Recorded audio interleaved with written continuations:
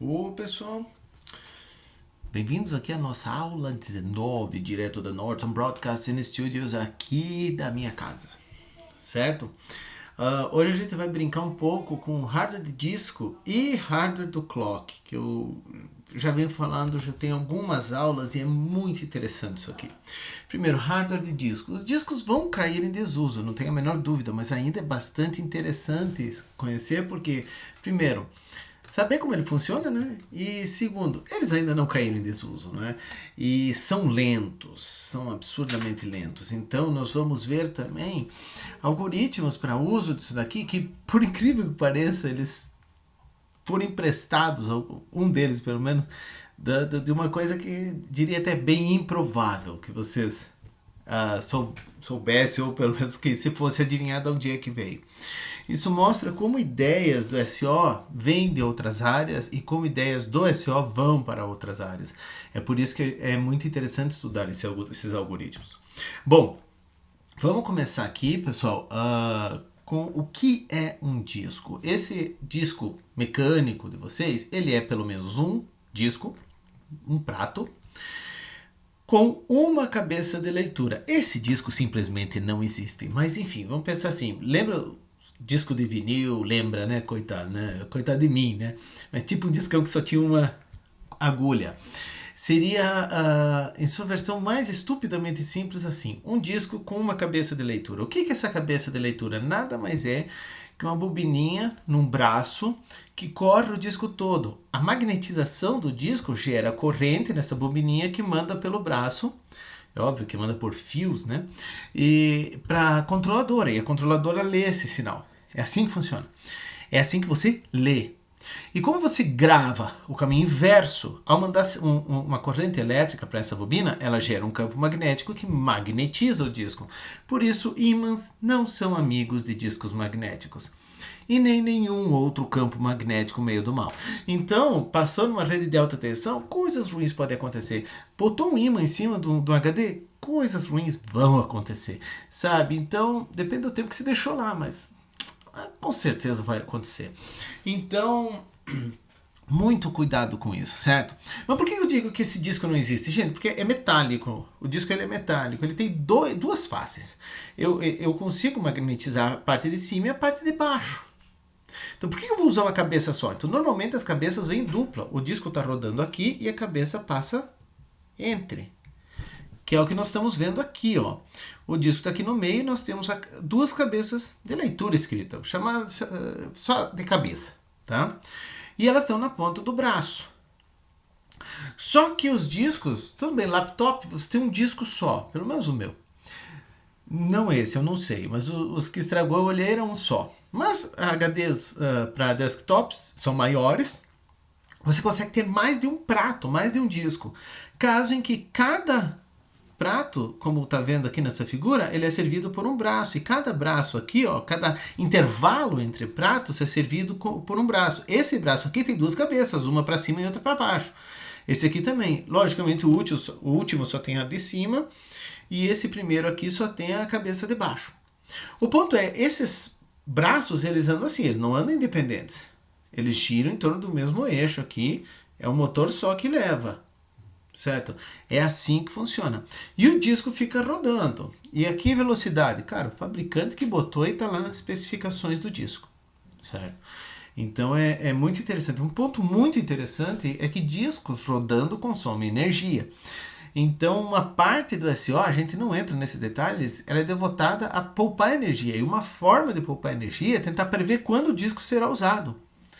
E veja como é interessante os nossos algoritmos de troca de página, por exemplo, aqueles que tentam não usar o disco, ou usar o menos que der o disco, eles também poupam energia, porque você não precisa do disco rodando. Ah, mas o disco está rodando sempre. Não, não está rodando sempre. Ele é desacelerado, ou às vezes até desligado. Desligado é maneira de dizer, minha gente. Não se coloca mais energia, deixa ele só com a inércia mesmo, com o momento que ele já tem. É óbvio que ele vai perdendo, ele vai desacelerando.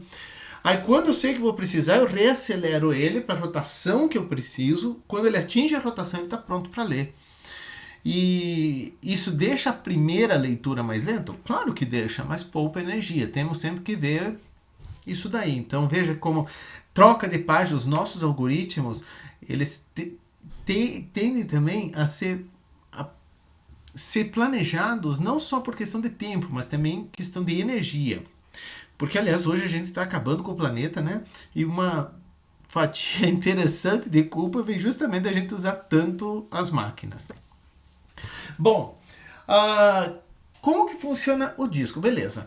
Ele tá lá, já vi as cabeças que vão girando nos vários discos. Vamos fazer assim, num disco só são são dois braços aí, duas cabeças, né? Uma dele aqui e outra aqui, serve tanto para leitura quanto escrita. Mas isso não basta. O disco, então, ele é de maneira lógica, não é que tá realmente... Quando você olha o disco, cara, é lindo, aliás, é um espelho, você não vê nada. Mas lá, ele foi dividido, a gente já vai ver, em trilhas. O que são trilhas? São assim, ó, círculos concêntricos de bloquinhos. Cada bloco desses se chama de setor. E eles são organizados de maneira concêntrica numa trilha. Por que essa organização? Primeiro, um setor no disco é a unidade mínima de informação. Ele lê o setor para mandar. Certo? Para mandar para onde? Para um buffer na controladora. Certo? Então é a unidade mínima de leitura aqui e escrita. Então é de troca de informação. E por que ele está organizado em trilhas? Porque o disco gira.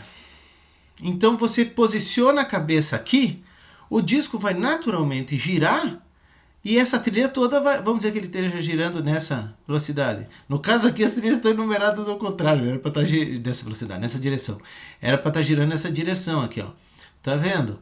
Veja que se eu posicionei a cabeça de leitura aqui na trilha 1, o movimento dele girar naturalmente vai fazer com que ela parada aqui, a 2 passe por baixo, a 3 passe por baixo, a 4 passe por baixo, sem eu precisar mexer a cabeça de leitura.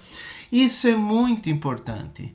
Isso é muito importante. E aí entra um outro detalhe. O que significa desfragmentar meu disco? Significa colocar as coisas o máximo possível assim.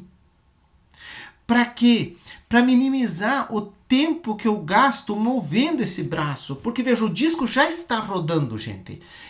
Já está, acabou, está naquela velocidade. Eu não quero perder tempo movendo o braço, que é mecânico, extremamente lento. Então o que eu quero é mover o braço e deixar ele paradinho aqui e deixar o disco rodar. Ó, como o disco está rodando nesse caso, nessa direção aqui, ó, vai passar o 1, o 2, o 3. Se o que eu quero ler tiver consecutiva, nessa ordem, assim, eu não faço nada, eu só deixo a cabeça lendo e transferindo os dados, certo? Então isso daqui é interessante e eis por que vocês desfragmentam os discos. Tem sistemas de arquivo que não precisa disso daí, mas já a gente vai ver. Na verdade, há fragmentação sim, mas é bem menor. Mas isso aí já nada, nós vamos ver em outra aula, né? Bom, aí o que é? A trilha, ela é, na verdade, unidimensional. Ela é para uma face. Mas os pratos não tem duas? Exato. Todo prato tem pelo menos duas faces. E em discos que tem mais de um prato, então você tem duas faces por prato. E aí o que acontece? Em HDs, né, com mais de um prato, você tem duas faces por prato. E elas, como você prende eles num eixo, você tem o quê? Uma determinada trilha num prato, está obviamente em cima da trilha da outra face desse mesmo prato, mas também está na mesma direção das trilhas dos outros pratos. Essa versão aqui a gente chama de cilindro. Então o que é uma trilha? Uma trilha, ela é esse agrupamento circular de setores, certo? Um agrupamento circular de setores, mas isso em 2D. Quando a gente vai para 3D, você tem uma trilha em cima da outra formando um cilindro. É por isso que é o nome, daí que vem a ideia. Então, como as cabeças são presas e leem ao mesmo tempo, você move as cabeças, ela não está lendo uma trilha, ela está lendo um conjunto de trilhas ao mesmo tempo, ou seja, ela está lendo um cilindro. Por isso que a gente diz que a gente move a cabeça para o cilindro número tal. Já a gente vai ver isso daí. E é uma coisa muito interessante, porque veja, como que eu organizaria o meu arquivo no caso de uma desfragmentação para ajudar. Uma coisa, nós já vimos, cada trilha ele tem que estar aqui, beleza. Mas vamos dizer que ele ocupe mais de uma trilha. Para onde vai o resto? Para a trilha do lado? Não. Para a trilha do outro lado do cilindro. E o resto, se ocupar mais de duas trilhas? Para a trilha do outro disco, para a primeira trilha do outro disco. Vai descendo nesses discos, de modo a preencher o cilindro. Por quê? Porque eu movo os braços, tá? Eu movo todos os braços para uma mesma posição, eles leem a trilha, eles não leem um setor só, certo? Eles leem, no caso aqui são 4 dedos, né? Aqui você vai ter, vamos dizer que tem aqui, ó, 1, 2, 3 discos. Ele lê 6 setores de uma vez só, pertencente a 6 trilhas diferentes. Então, no meu cilindro, numa pancada só, eu consigo ler 6 setores. Isso é legal. Então, se organizar o meu arquivo de maneira que ele esteja assim, ó, os 4 primeiros, nós vamos ver isso daí quando ver sistema de arquivo, mas os 4 primeiros blocos estão nesses, os 6 primeiros blocos estão nesses setores, numa só posição eu já li os 6 primeiros de uma vez. Aí o disco roda um pouco, naturalmente, eu nem mexo aqui. Ele gira um pouquinho mais, já leio os próximos 6. E assim vão indo. Isso para 3 pratos e 6 cabeças. Então, vê-se que quando a gente diz desfragmentar o arquivo, na verdade, ele está fragmentado, né? Ele está entre os vários pratos, entre as várias faces de cada prato. Mas de maneira que, na hora de ler, ele leia como se fosse de maneira contígua. É assim que o negócio funciona, certo? E aí vem uma questão, tudo bem, o disco funciona assim, mas e qual é o tamanho do meu disco? Gente, olha só, vamos pensar, qual é a unidade mínima? O setor. Quantos bytes cabe num setor? Não sei, vai depender do fabricante, né? Mas beleza, é o tamanho do setor. Aí você vai dizer, quantos setores tem? Não sei. Quantos setores tem por trilha? Aí você tem o quê? O número de setores numa trilha. Aí você diz o seguinte, não, mas espera aí, não é numa trilha, tem que ser num cilindro. Ah, tá bom. Então, é o número de setores no cilindro. Sim, mas já vamos chegar lá. Então aqui, ó, número de setores numa trilha. Aí você tem assim, qual é o número de trilhas que eu tenho? Que é o mesmo número de cilindros. Tá aqui o número de trilhas. Então eu tenho o tamanho do meu setor. Quantos setores tem numa trilha? Aí você multiplica pelo número de setores numa trilha. Então eu tenho o número de setores numa trilha. Certo? Quantas trilhas tem no meu HD? Bom, eu já tenho o número de setores no meu HD? Não, numa face. Aí quantas faces tem? É o número de cabeças, ou seja, o número de faces que tem. Então, para saber o tamanho do HD, eu vou multiplicar o número de cabeças que ele tem, o número de faces, pelo número de trilhas, que é a mesma coisa do número de cilindros, né? Pelo número de setores por trilha, pelo tamanho do setor. Aí eu tenho quanto cabe em byte no meu HD. E aí a questão é, como eles estão organizados? Meio óbvio, eles estão organizados assim, só que não. Como assim só que não? Veja, essa geometria, ela sim é uma geometria que foi usada. Só que qual que é o problema com essa geometria? Gente, para pensar, ó, os setores têm o mesmo tamanho em bytes. Pô, aqui a área desse está visivelmente muito menor do que a área desses. Se eu consigo secar aqui, sei lá, 512 bytes, aqui é óbvio que por baixo eu consigo o dobro disso. Não põe por baixo, acho que mais até, quase 3 vezes isso. Só que eu não estou usando. O que isso me diz? Que eu estou desperdiçando espaço. Eu podia ter posto muito mais.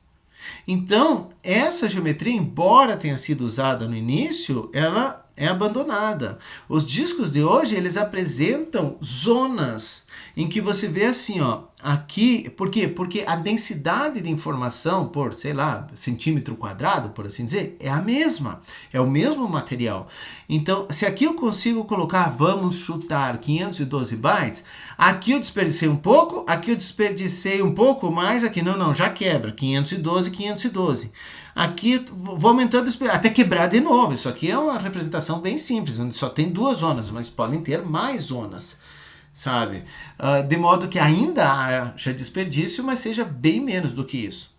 O ponto é, embora os discos modernos estejam divididos em zonas assim, para vocês programadores, ele é assim.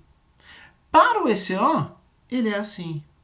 Para o driver do SO, ele é assim. Ou seja, essa geometria aqui, ela é totalmente escondida pela controladora do HD, certo? Então essa controladora, ela vai apresentar o que se chama de uma geometria virtual ao resto do sistema, até o próprio driver. Então ele não sabe, nem o driver sabe que porcaria acontece lá dentro, certo? Ele age como se fosse o quê? Bom, se você tivesse X cilindros, Y cabeças e Z setores por trilha. Aquele modelo simples. Veja que aquela conta lá, ela se estrepa completamente aqui, porque eu fico trocando o número de setores por trilha de tempos em tempos, certo? Ela pressupõe essa geometria.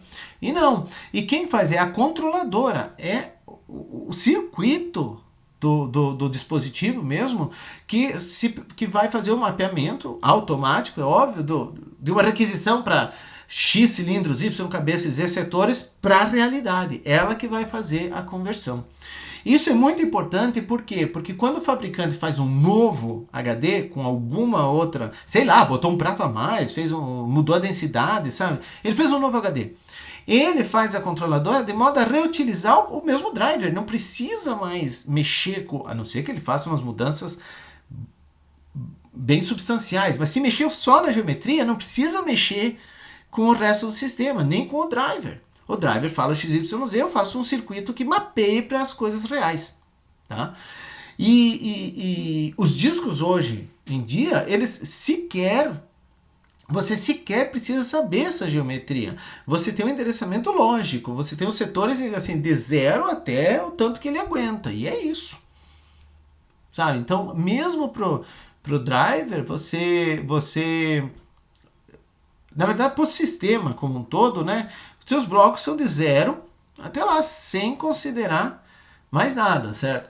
Para o driver, ele ainda precisa ter uma ideia de requisição de cilindro.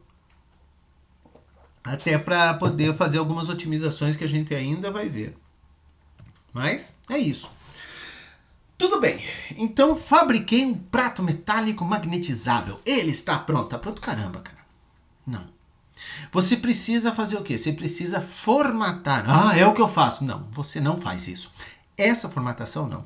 Essa daqui é a formatação de baixo nível que é feita pelo fabricante. E no que consiste? Definir esse carinha aqui, ó. Definir o que é um setor. Ou seja, como que eu sei? Pensa bem, o que é? A cabeça é uma bobininha que está lendo eletricidade. Como que a máquina sabe quando começa e quando termina um setor? A resposta é não sabe, a menos que eu crie alguma marca. E é assim que eu faço. Cada setor, ele é dividido em 3 partes. O início dele é um preâmbulo, que é o quê? Uma sequenciazinha de bits. Pode pensar assim, ou um sinal elétrico, né? Que está ali armazenado na forma magnética, que permite que a controladora reconheça. Opa, aqui começa um setor. Então, toda vez que passa e esse sinal é detectado, aqui começa um setor. Então, você sabe quando começa o setor. Então, o que determina essa linhazinha divisória entre um setor e outro? Esse preâmbulo. Se eu apagar esse preâmbulo, para ele tudo é um setorzão, sabe? E é por isso que a gente não tem esse poder. A gente até tem, se chama ímã, mas aí você diz que acabou com o teu HD. Acabar com o HD não quer dizer que você estragou, é que o fabricante teria que reformatá-lo. E daí, bom, na prática você vai ter que comprar outro, porque eles não vão ser amigos assim de você, né? Vocês sabem disso. Aí depois do preâmbulo, você tem um setor aqui que é para os dados. É interessante que tenha um espaço para guardar o que você precisa. E o que vai ser posto aqui? Pô, de sacanagem, né? Eu não faço a menor ideia. E alguns bits, vai variar aí o tamanho, né? Tem o ECC, o Error Correction Code, código de correção de erro. É nada mais é que um checksum, para ter uma ideia se esses dados aqui estão corretos, entre aspas. Por que entre aspas? Porque, veja, quando você grava algo no HD, você já faz o checksumzinho e bota esse número aqui, certo? É um hashzinho. E aí o que acontece? Quando você lê e vê se os dados estão coerentes, se eles estão bons, se não houve degradação, se nenhum engraçadinho passou com ímã por cima disso daqui, você lê o dado, calcula o checksum e bate aqui. Ups, Estamos com bad sectors, certo? Setores ruins, ou então alguma coisa corrompida. Sei lá, gente. Bad sector normalmente é dito por conta de deterioração física mesmo.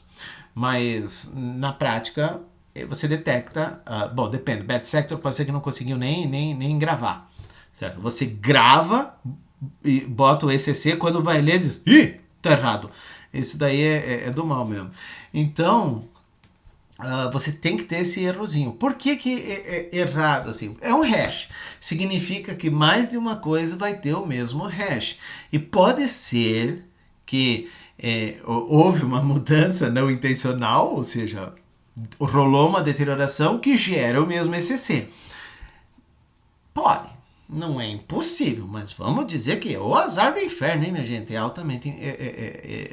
falando altamente improvável, mas na verdade eu nunca calculei, né? Eu imagino que seja altamente improvável. Depende do número de bits que você colocou aí. Pensa assim, um bit, né? Se é par, bit 1. Bit é de paridade, é assim que funciona. Se é ímpar, bit 0. Meu, sacanear e gerar outro par, se for aleatório, é 50% de chance, certo? Então, vamos combinar que não é assim, meu Deus, como é improvável, né? Então, mas é mais do que um bit, então isso reduz sensivelmente a probabilidade, certo? Exponencialmente, para ser mais exato. Bom, quem determina o tamanho do preâmbulo? Quem determina o tamanho do ECC? O fabricante, cara. Ele que fez essa formatação aqui, certo? E aí vem um dilema. Bom, um ECC enorme me garante que aumenta a minha confiança na qualidade do dado, de que ele não sofreu deterioração. Em compensação, reduz o espaço que me sobra para o dado, se eu mantiver o mesmo tamanho. Mas daí é fácil, é só aumentar o tamanho do setor. Sim, mas se eu aumentar o tamanho do setor, veja que eu estou reduzindo o número de setores por trilha. Eu começo a ter outros problemas com leitura e caramba 4. Mas mais do que isso, gente, não adianta. A trilha é finita, tu não cresceu o teu HD, né? A trilha é finita. Se tu aumenta os ECCs, quer dizer que mais espaço na trilha do HD está sendo usado para correção de erro e essas coisas. Aí o preâmbulo, se você aumentou também. Então é um equilíbrio meio tentativa e erro, seja o que Deus quiser. Certo? Bom, além disso, os HDs normalmente vêm com algum número de setores a mais o escambau. Eles já estão lá, né? Não é que ele veio assim num saco extra. Número de setores, estão lá. Mas para quê? Se tiver algum defeito de fabricação, você usa aqueles lá, sabe? E faz de conta. Então ele vem com mais coisa do que ele disse que ele vem, tá?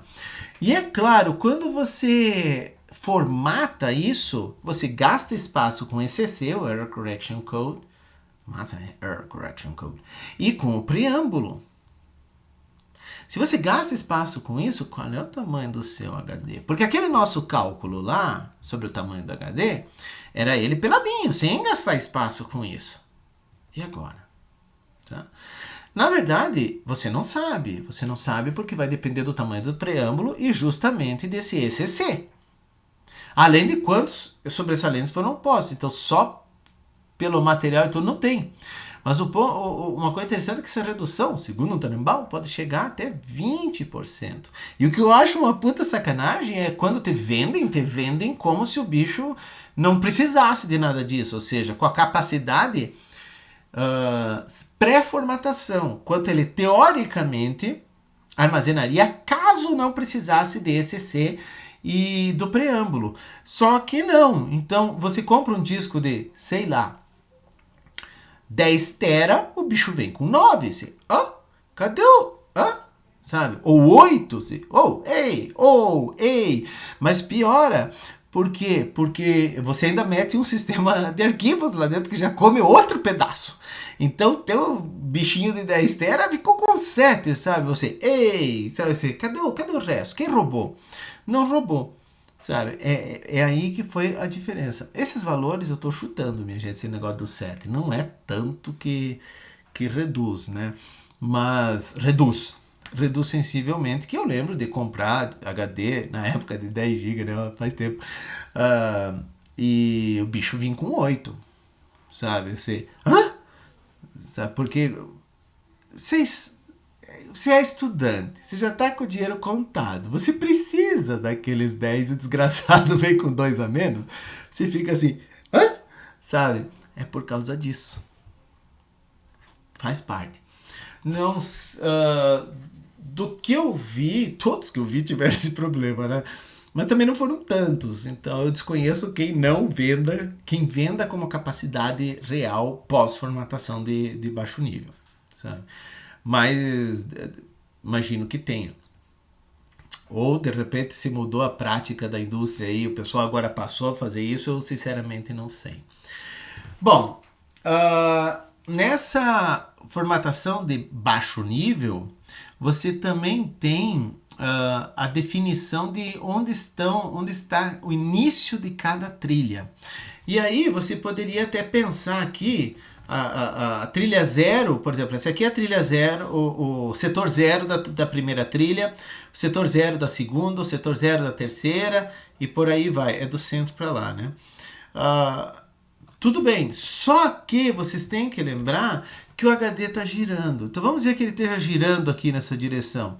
Se eu estou com a cabeça de leitura aqui e eu quero ler algo nessa trilha, eu movo a cabeça para cá, ele não vai cair, eu estou na 31, ele não vai cair na 31 aqui. O cara girou. Certo?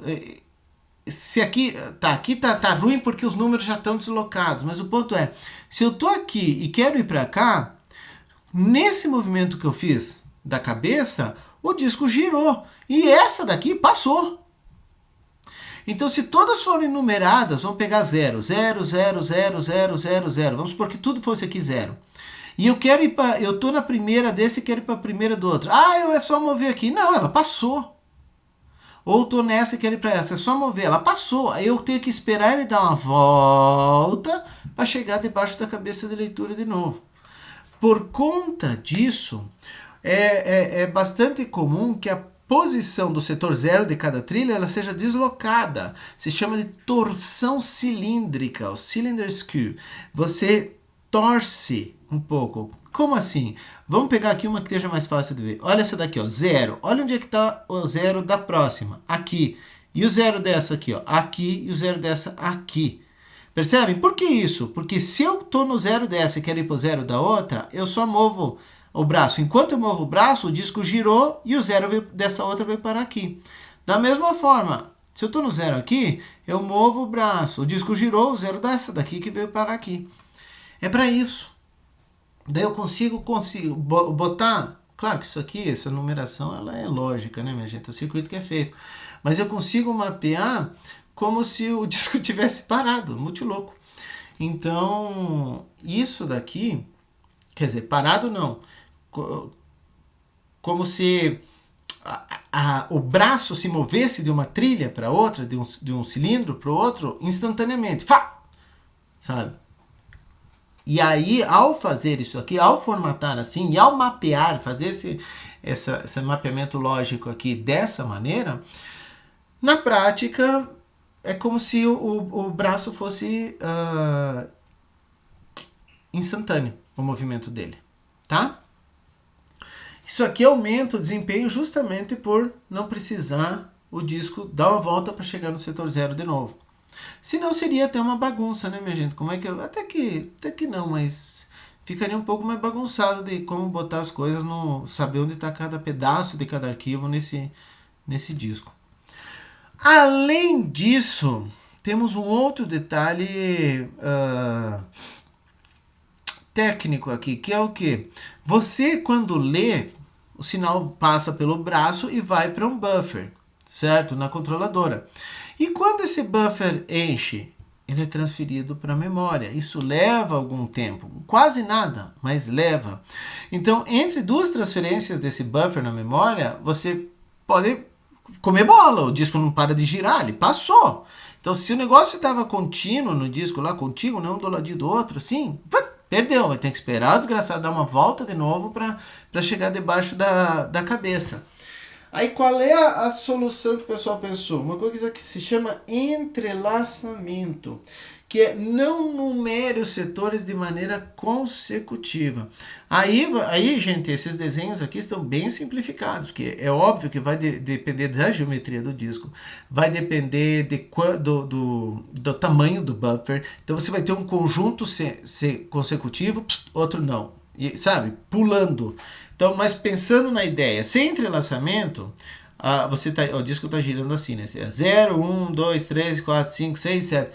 Puta disco real, né? Isso aqui é uma pizza, né, minha gente? Mas é uma trilha só, mas para entender a ideia.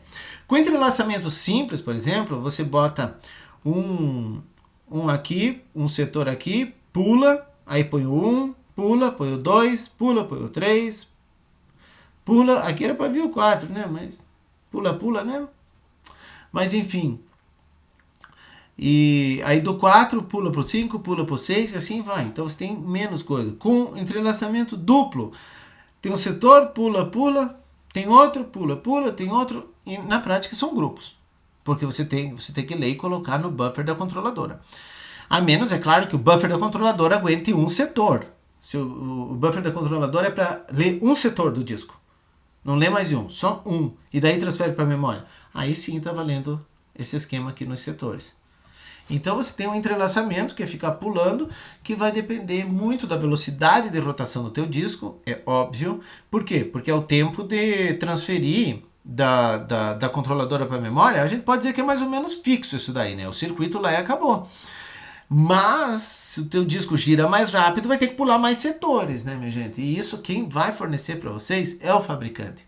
A beleza disso é que tudo isso aqui, ó, vocês nem sabem o que acontece. Para vocês, o que acontece é a partir daqui. Quando vocês pegam o disco, isso tudo aconteceu já do lado do fabricante e ninguém enxerga porcaria nenhuma disso. Por quê? Porque a controladora, o circuito, esconde isso até do próprio driver, certo? Então, beleza. Mas é bom saber que isso aí existe. Aí o que tá? Eu comprei o meu HD, a primeira coisa que eu vou fazer é fazer o particionamento. O que é particionar? Criar partições. É meter o machado em cima e particionar. Não tem nada a ver. O que se faz? A partição é feita por você e ela é executada depois, obviamente, da formatação de baixo nível, ou seja, já está tudo uma maravilha, separadinho em trilhas, separadinho em setores, sabe? Ó, beleza. E aí o primeiro setor, o setor 0 do disco, esse daí se chama o Master Boot Record, o MBR. É ele que vai ser, toda a máquina é feita, lembra que a gente viu lá no início do curso, as figurinhas? É para ler esse setor. Ela vai no primeiro setor do disco, o 0, e lê o que tá lá, tá? E ela simplesmente carrega na memória aquilo e seja o que Deus quiser. E o que vai ter no Master Boot Record? Primeiro, vai ter o Primary Bootloader, que é um programa e que o computador vai rodar às cegas. Ele vai pegar aquele carinha, colocar na memória, pegar a primeira linha dele e socar no processador e seja o que Deus quiser. Lugar maravilhoso, como eu tinha dito, para se colocar um vírus. E também o lugar mais batido para se colocar um vírus e é onde todo antivírus olha, certo? Mas não só o Primary Bootloader tá ali na MBR. Pô, cabe mais coisa? Claro que cabe, é um setor, né, minha gente? Um setor não é pouca coisa. É óbvio que não é nada, se é um programa multiclasse em Java que tem aí. Não, coisa simples, hein? Mas também tem a tabela de partições que fica no final do MBR. O que é a tabela de partição? Nada mais é do que uma listinha dizendo onde cada partição inicia no disco, ou seja, é uma divisão lógica, é uma divisão fantasiosa, por assim dizer, ela não é física, né? Então ele diz onde ela inicia, qual é o tamanho dela em número de blocos, e tem mais coisas, como permissões, se é leitura e escrita, ou só leitura, ou só escrita. Não, só escrita não tem lógica, né? Mas, e também que tipo de sistema de arquivos. Isso tudo tem na MBR. Já a gente vê lá. Já agora, né? Então, o que você tem? A tua MBR, o Master Boot Record, o Master Boot Record não é esse carinha aqui, ó. Ah, não, não é só esse carinha aqui. Ele é esse carinha mais a tabela de partição. Esse aqui. O que nós temos aqui é o Primary Bootloader, certo? Ou também chamado de Bootstrap Loader. E aqui você tem a tabela de partição. E a tabela de partições, você tem, via de regra, espaço para 4. Tem 4 entradas, ou seja, cabe 4 partições. Aqui vai dizer, ó, em que setor ela começa, o tamanho dela, permissões e qual o sistema de arquivos usado nela. Certo? Quando você instala o Grub ou qualquer outro bootloader, o que você faz é substituir isso aqui. Substituir o Master Boot Record pelo bootloader que você escolheu. Tá? Tem bootloaders mais simples. Uma das partições na tabela ela é marcada como ativa. O que isso significa? Que é a partição a ser rodada quando a máquina liga, certo? É isso. Então, quando eu ligo o HD, vamos pensar num bootloader bem simples. A máquina vem, pega aqui o setor 0 e roda o que tiver lá, certo? O Primary Bootloader. Esse Primary Bootloader olha a tabela de partição, vê qual que está ativa, vê onde ela começa no disco, vai lá, vamos dizer aqui, já vou me adiantando, mas enfim, lá o primeiro setor desse daqui, ela lê e roda o que tiver lá. Tudo às cegas, minha gente. Seja o que Deus quiser. É isso que ele faz. Tá? No caso do Grub, ele é um pouco mais elaborado. Se tiver mais de uma ativa, assim, né, que você... Ele tem... Tá, não é ativa, mas se tiver mais de uma com sistema executável lá dentro, que tem um SO lá dentro, ele pergunta, você pode escolher qual que você vai ativar, e daí ele faz esse processo. Tá? E por fim, o que você faz aqui é a formatação de cada uma dessas partições. Aí você faz o que se chama de formatação de alto nível, que é formatar com o sistema de arquivos que você quer. Puxa, eu posso ter sistemas diferentes em partições diferentes? Claro que pode. Claro que pode.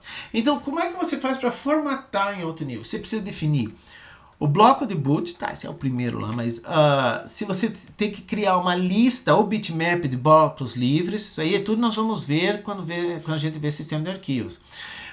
Onde está o diretório raiz, sabe, onde iniciam os dados,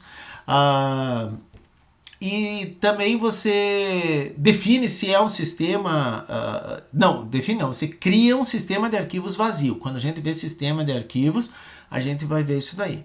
E aí, uma vez que você criou isso, você altera a tabela de partições lá, né? Para dizer qual é o sistema de arquivo que você acabou de criar lá. Então, quando você formata o negócio, a tua tabela de partição não está completa. Ela vem, obviamente, dizendo qual é o tamanho e onde começa.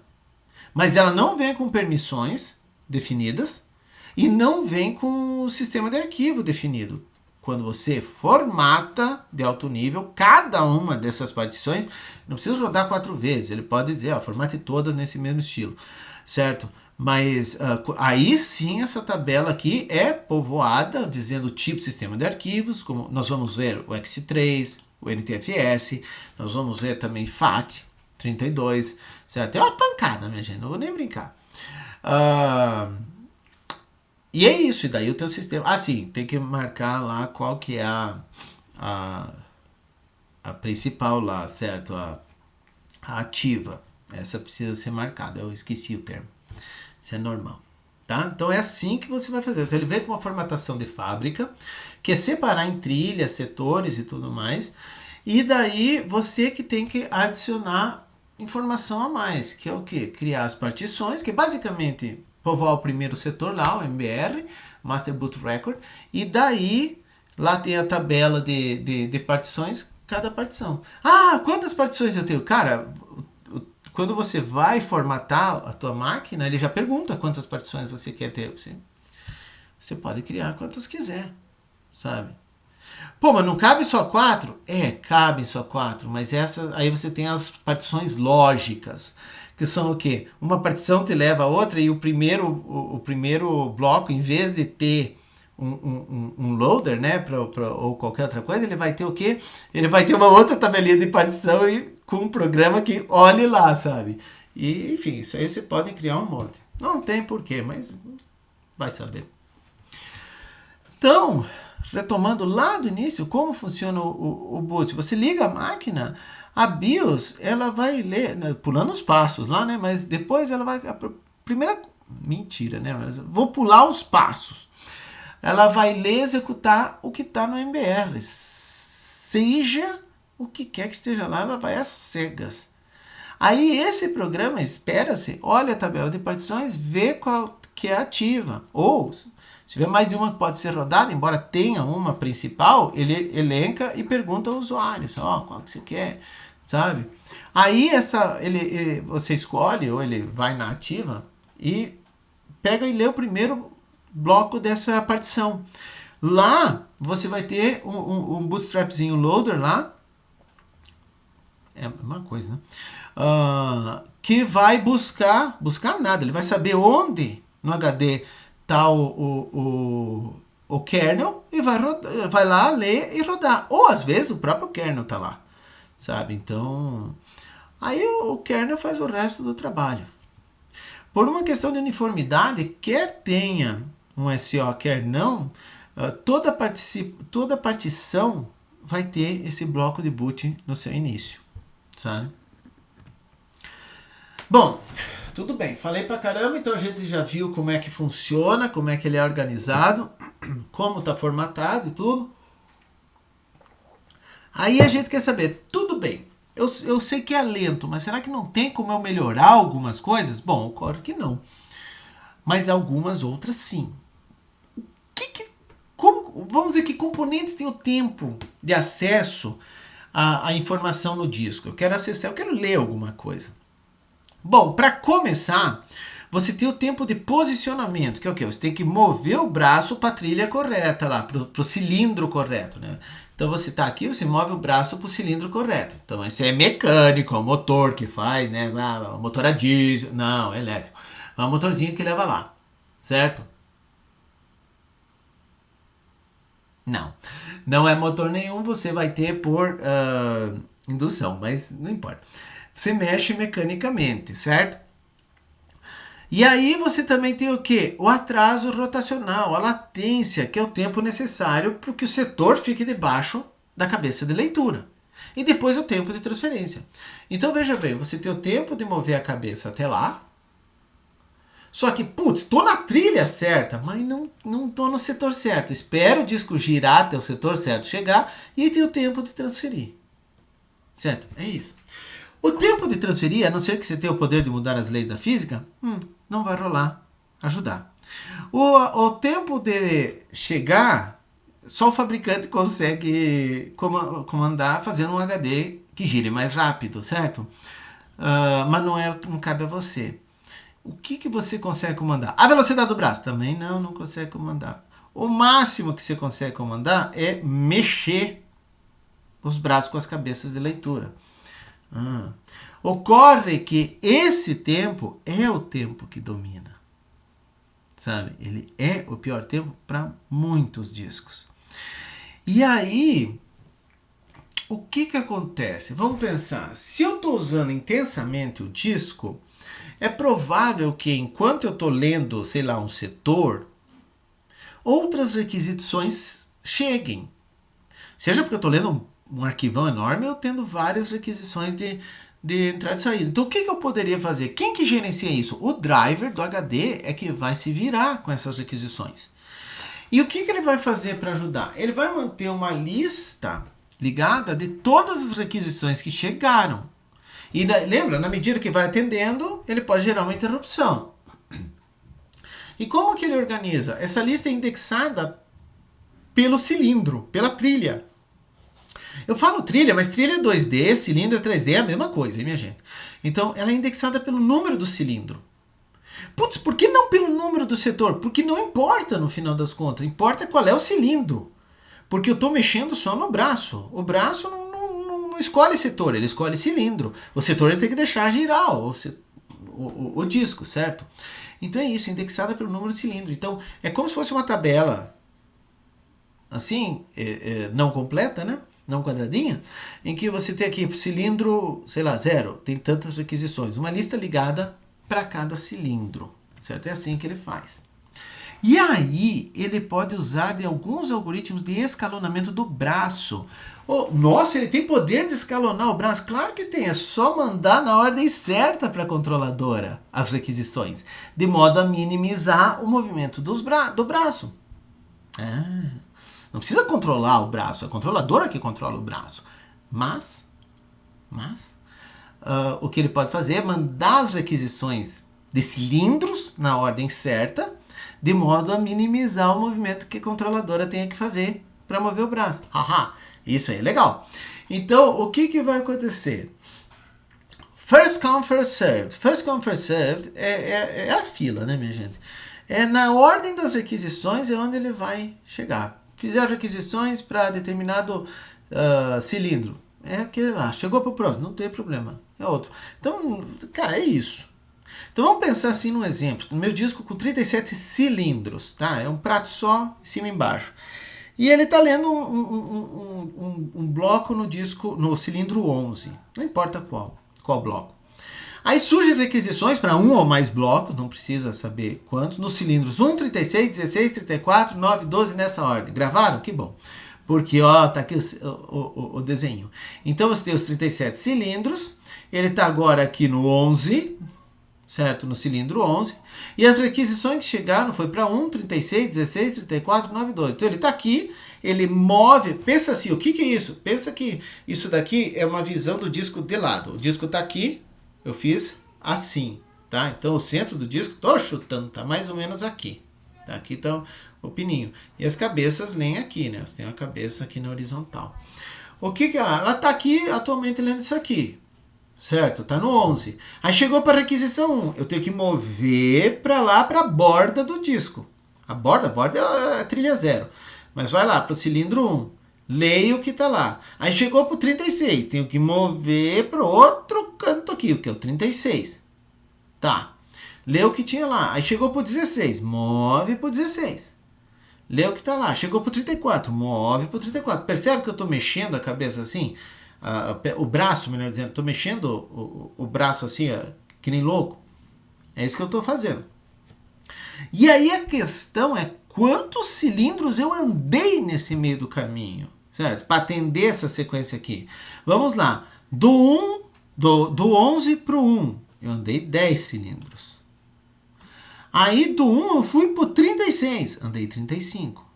Do 36 eu voltei para o 16, andei 20. Do 16 eu fui pro 34, andei 18. Do 34 eu fui pro 9, andei 25. Olha o 25 aqui. Do 9 eu fui pro 12, andei mais 3. Ou seja, no total eu mexi 111 cilindros. Eu caminhei por 111, obviamente que não são 111 diferentes, né? Eu passei várias vezes pelos mesmos. Mas eu andei assim 111, pensa no cilindro como unidade de medida, eu andei 111 cilindros. É uma caminhada considerável. Então vamos ver um outro algoritmo, que é o Shortest Seek First. No Shortest Seek First, você a partir da tabela do driver, é claro, né? O driver que faz esse trabalho, sempre atender a requisição mais próxima da posição atual. Por isso que é a busca mais curta. Então você tem que ordenar isso daí, as requisições, por número do cilindro, certo? Então vamos ver as mesmas coisas. Disco com 37, eu tô no 11 e eu recebo nessa mesma ordem.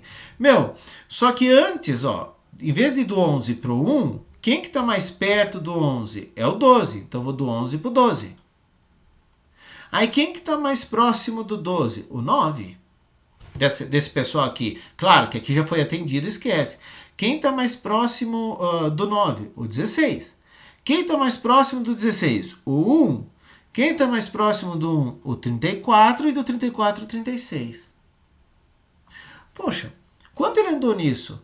Bom, do 11 ele foi para o 12, ele andou 1.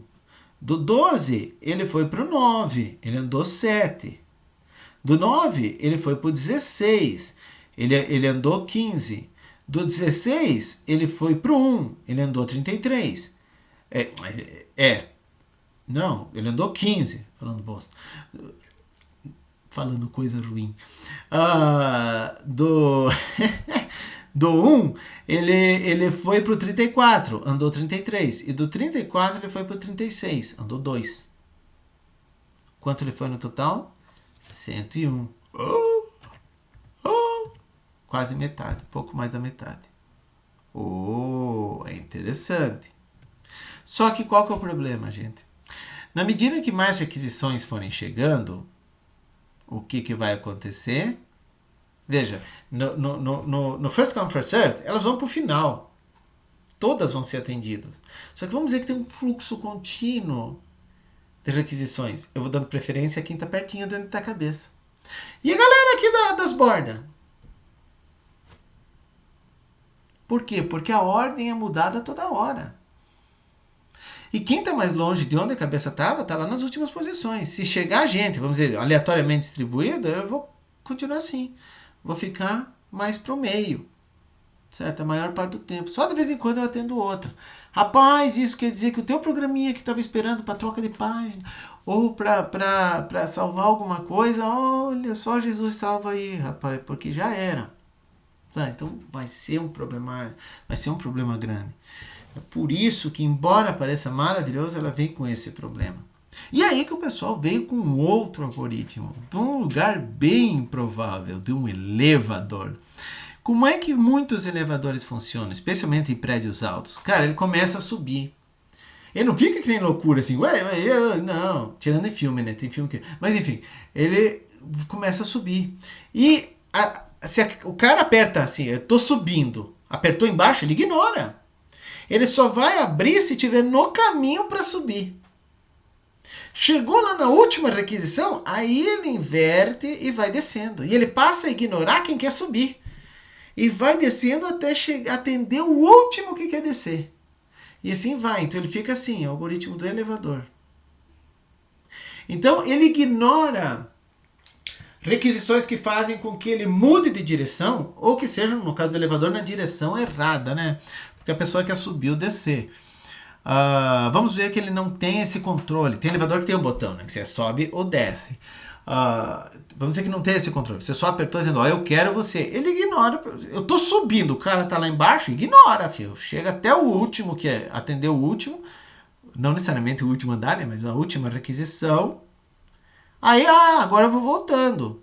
E o carinha aqui de baixo vai ter que esperar a vez, porque eu vou catar toda a galera aqui no meio do caminho, que eu ignorei. E se alguém apertar em cima? Eu ignoro até atender o último lá para baixo e vou subindo. É assim que o elevador mais comum assim funciona. E é assim que funciona esse algoritmo, certo? Então, o que você faz? O teu driver, ele mantém um bit só para direção, up ou down. Imitando mesmo o elevador. Então, se você atendeu uma requisição, depois que você atendeu uma requisição, você verifica o bit. Se o bit for up, ele atende a próxima requisição mais alta. Se for down, atende a próxima mais baixa. O bit me diz em que direção esse elevador está indo. E se não houver requisições pendentes numa direção? Sabe? O bit é 1, é up. Não tem mais nenhuma para cima. Inverte o bit, faz 0 e diz, agora eu estou descendo. Passa a atender todas para baixo. Da mesma forma. O bit é 0, não tem mais. Inverte o bit e passa a atender todas para cima. Assim vai. Como funcionaria o mesmo problema nosso lá, 37 cilindros, blá, blá, blá, né? Como funcionaria? Vamos dizer que seja up, ele está subindo, tá? E eu estou no 11. Bom, gente, se eu estou no 11, qual que é o próximo? O próximo é o 12. E nessa brincadeira eu andei 1. Do 12, o próximo é o 16. E nessa brincadeira, do 12 para o 16, eu andei 4. Aí, do 16, nesse mesmo sentido aqui, o próximo é o 34. E eu andei 18. Do 34, nessa mesma direção, o próximo é o 36. Certo? E eu andei 2.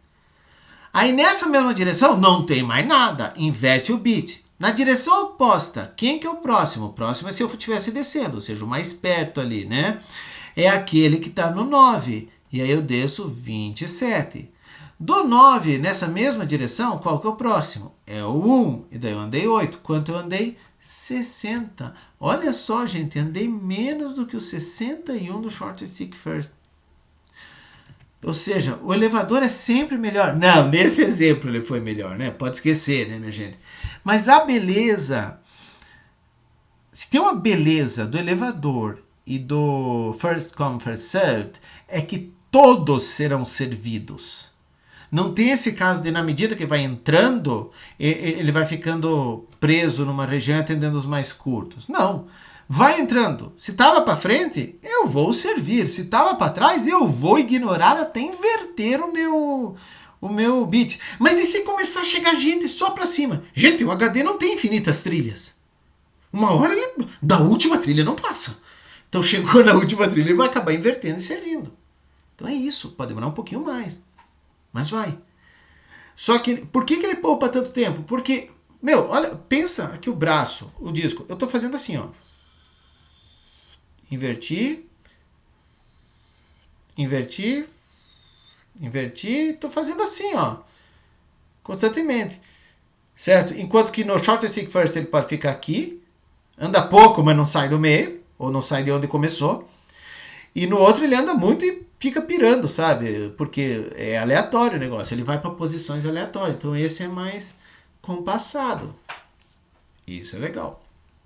Certo? Então esse aqui são os algoritmos mais usados pelo driver do HD para escalonar a única coisa que ele tem, sobre a qual ele tem controle, que é o braço do HD. Legal, né? Bom, vamos agora, fechamos o HD, vamos falar de clocks. A gente vai continuar na próxima aula falando de clock.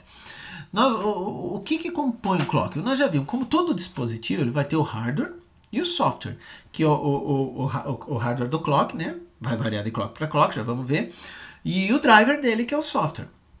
O hardware do clock, grossíssimo modo, ele vai ser um dispositivo, qualquer que seja, que gere pulsos síncronos. E ele vai estar onde? Na CPU ou na placa-mãe. Também vai depender da tua arquitetura. Quando vocês verem o ACD, se é que não viram, provavelmente já viram, na verdade já é para ter visto.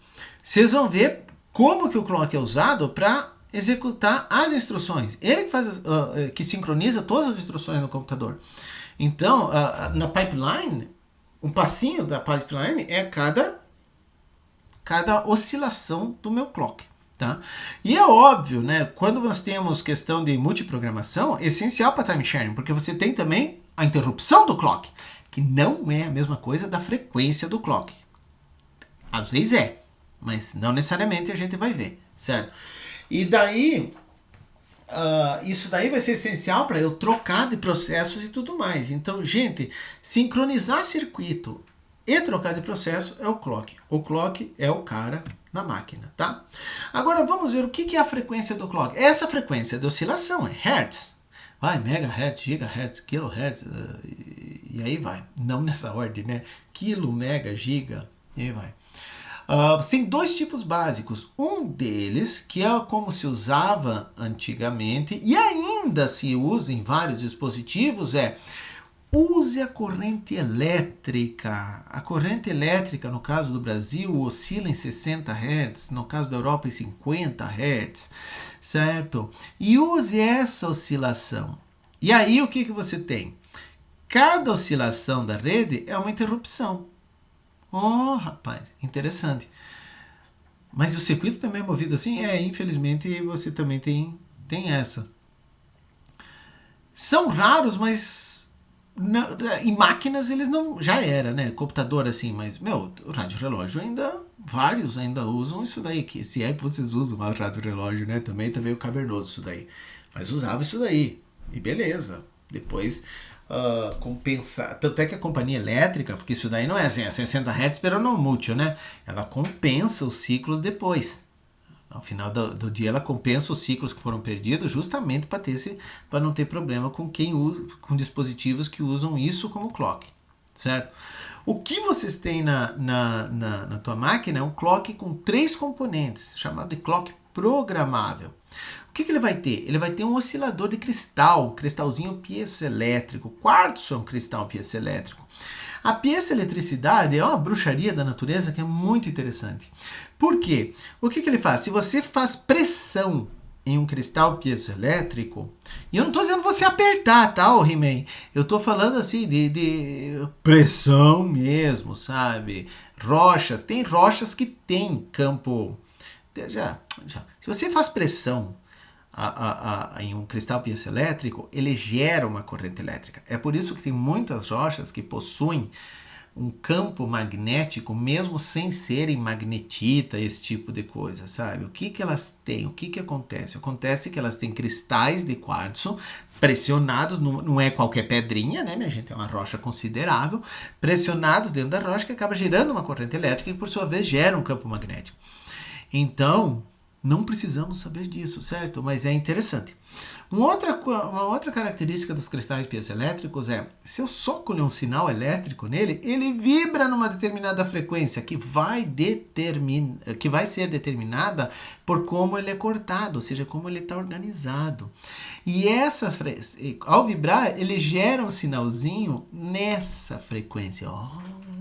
Então, se eu tuchar uma corrente elétrica nele, ele gera um sinal com uma frequência conhecida, fixa, mais ou menos, mas assim, pode ter certeza, para todos os efeitos práticos, fixa. E tá lá. É assim que funciona. Então, eu acabei de ter uma pedra, um cristal. Quando eu tucho a eletricidade, ela passa essa eletricidade, mas oscilando. Que interessante. Então, como é que eu funciono? Eu crio aqui um registrador e um outro registrador que eu chamo de registrador de apoio. Aí o que eu faço? O registrador de apoio, ele é abastecido pelo SO. Certo? Ele bota valor nesse registrador. Esse registrador copia o valor para cá, que é o contador, e a cada oscilação, o circuito aqui é feito para decrementar esse contador. Quando ele zera, gera uma interrupção de clock. Então veja, ao contrário desse modelo que a interrupção é nos picos aqui, não, aqui a interrupção é quando isso aqui zerar. Por que isso aqui é chamado de programável? Porque eu defino o intervalo da interrupção, percebe? Eu consigo colocar um valor aqui, que ele vai ser copiado para cá, e vai ser decrementado a cada ciclo. E aí vai os megahertz, aí, gigahertz, né? Vai decrementado aí, ser decrementado, por megahertz é 1.000.000 de vezes por segundo, e giga é trilhão, né? Então, vai ser decrementado nessa frequência, quando zerar, Então, se eu quero intervalo, pulsos não, interrupções de clock, em intervalos menores, é só pôr um valor menor aqui. Em intervalos maiores, só pôr maior aqui. É óbvio que eu estou limitado ao número de bits desse registrador. Legal. Esse aqui é programável, certo? Aqui, para quem não sabe, tá aqui o teu cristalzinho, cara. E aqui o circuito que controla. Tá aqui o cristalzinho, certo? Aqui o chip do circuito que controla. São clocks. As máquinas podem ter mais de um clock, né? Para diferentes coisas. Já a gente vai chegar lá. Tudo bem. O que nós temos aqui? Nós temos dois modos básicos de operação. O modo de tiro único, né, disparo único, one shot mode, e square wave mode, que é onda quadrada. Tá? O modo de tiro único é a mesma coisa. Copia do registrador de apoio para cá, vai decrementando, certo? Chegou, zerou, manda a interrupção e acabou aí. Como assim acabou aí? Não copia de novo. Ele espera você copiar novamente, explicitamente. Então, quem te diz isso? O hardware vai te dizer. Nesse modelo, o SO tem que dizer, copia de novo. Toda vez. Beleza, quando zerou, você gerou uma interrupção, você pode escolher, copia outra vez. Tá? E o outro modelo, o Square Wave, é que o hardware faz isso automaticamente. Então, no que ele gerou uma interrupção, já copia e vai decrementando que nem um louco aqui. Certo? Por isso que é uma onda quadrada. Ele gerou a interrupção, ele já bota outro e vai zerando, já bota outro. Na verdade não é bem quadrado, mas enfim. Isso é feito assim, o hardware que faz, você que se vira. Qual que é a vantagem e desvantagem, gente? Bom, esse aqui, obviamente, o SO não precisa se preocupar. A desvantagem, e que é a vantagem do one shot, é que o clock, o tempo da próxima interrupção, o SO controla mesmo. É a hora que eu colocar o valor nesse registrador e dizer, tá, vai lá, guri. Certo? E quando o SO vai fazer isso? Como a última coisa. Então ele faz todo o gerenciamento dele, fez um monte de pataquada lá, mas agora você pode, se tem tempo para a sua próxima interrupção. Vai, clock. Enquanto que no outro modelo, o clock já está girando, cara. O escalonador ainda está trabalhando, certo? E o clock está girando para a próxima interrupção. Não é nenhuma monstruosidade, é só você botar um número maior aqui nesse registrador. E, que se dane, né? Mas te dá menos controle. De qualquer forma, são os dois modos que nós temos. Essas interrupções periódicas, como nós já vimos, são os tiques de clock. Tá? E a vantagem deles é óbvia, você controla as coisas, como eu já falei. Assim, tua máquina também ela tem um clock de segurança, né? Que é lido toda vez que o computador liga. Como que ele não perde o horário, meu? É um clockzinho que ele tem lá na CMOS abastecido por bateria. Isso aí nós vimos lá no início, né? Eu só disse que era isso.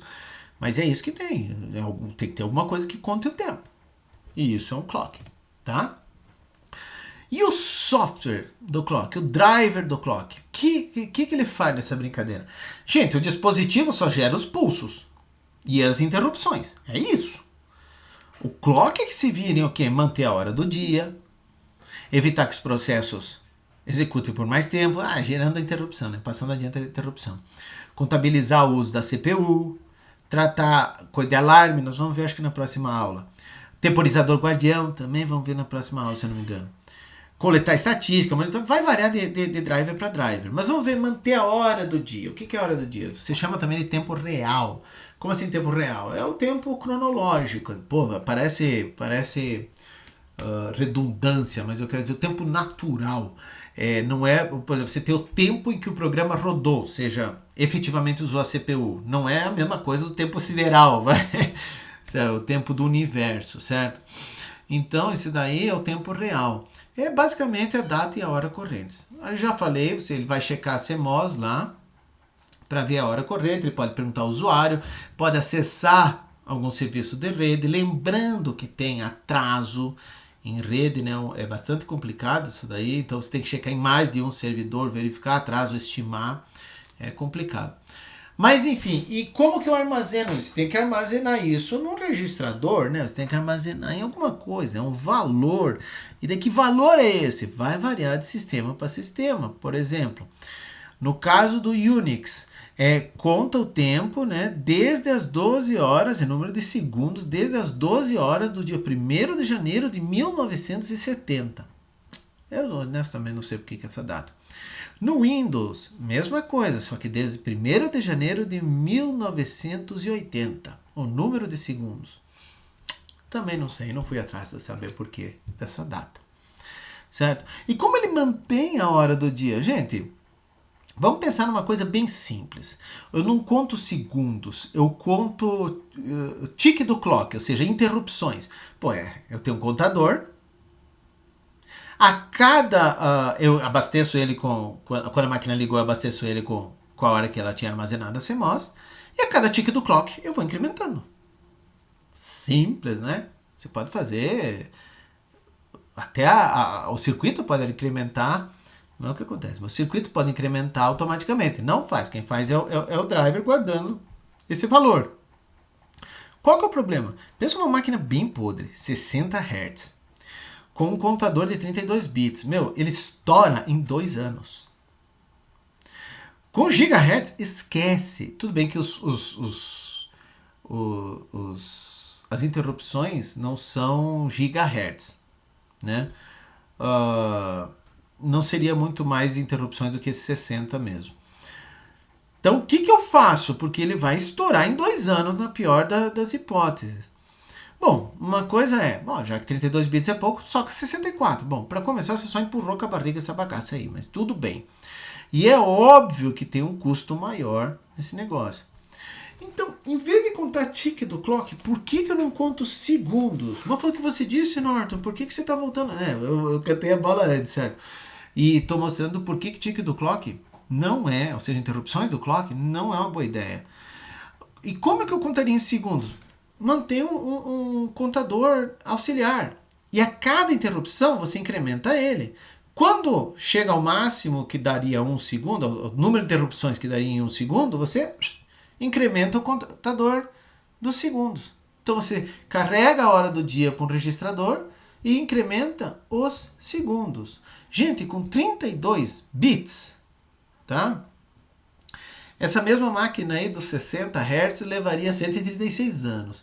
Eu acredito que em 136 anos a tecnologia já vai ter mudado com relação a isso. Não sei, eu tenho uma suspeita. Então, realmente, cara, essa ideia é muito boa, certo? E a terceira abordagem é contar os ticks relativo à hora em que o sistema foi iniciado. Então eu não tenho assim, conta os ticks e adiciona do segundo, que faz uma operação a mais. Não, eu conto os ticks mesmo.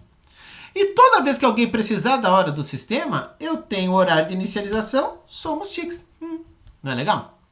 É claro que de tempos em tempos era bom atualizar isso daí, porque se a máquina pifar, eu tô com o horário errado aqui. Sabe? Então, quando ela desliga assim, por vias normais, obviamente você vai somando e termina. Então você só precisa o tempo de uptime da máquina, certo? De quando ela foi ligada. E daí eu não conheço nenhuma máquina que tenha ficado 2 anos sem ser reiniciada. Então também é segurança. Tem essa terceira alternativa, sabe? É bom. Bom, que outra função que nós vimos? Essa função aqui era manter a hora do dia. A outra é controlar a duração da execução de processos.